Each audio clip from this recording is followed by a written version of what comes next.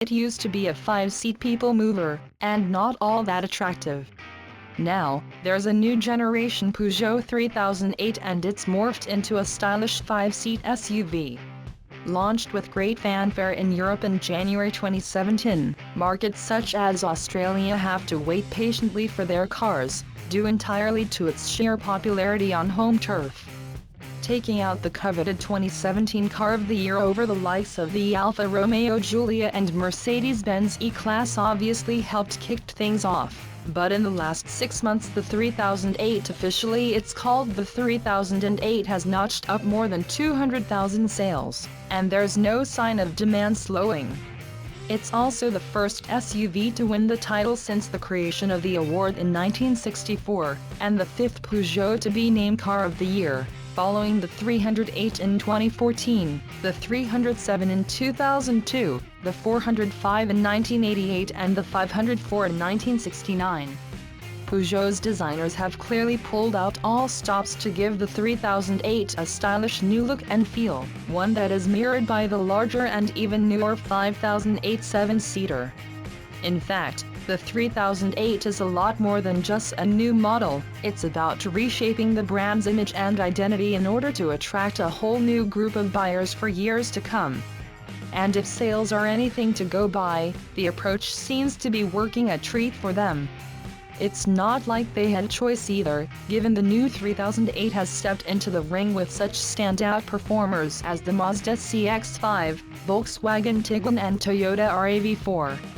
But while those are rather safe, if not traditional designs, Peugeot's entry has gone for a far bolder look, avant-garde. Even the famous Peugeot line takes pride and place on a far more upright grille than its predecessor, and that feline theme continues unabated around the entire vehicle. Take the slimline and cat-like headlamps up front, and the 3-claw taillights signature around back, and you start to get the picture. We also like the chrome touches front, back and sides, as these have been used sparingly and to good effect. It cuts an appealing look for sure, and one that we grew fond of over the course of our 2-day French drive program.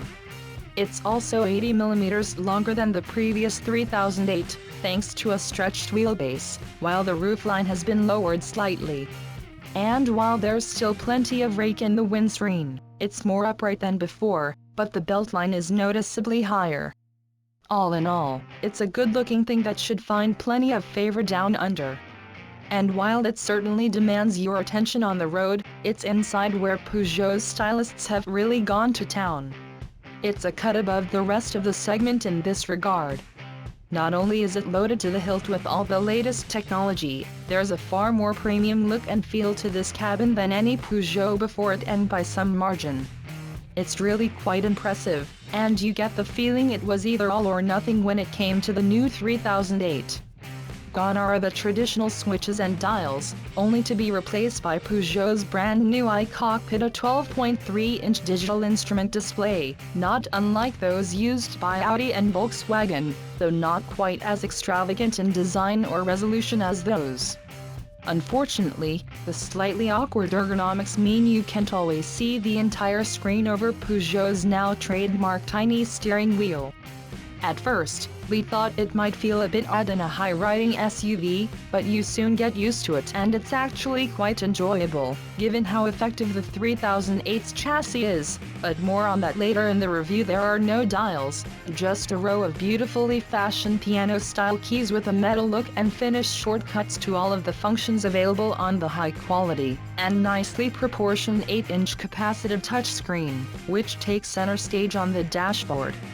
All the touch points are soft and the trim is fashioned from twill or even real wood shades of BMW i3, almost.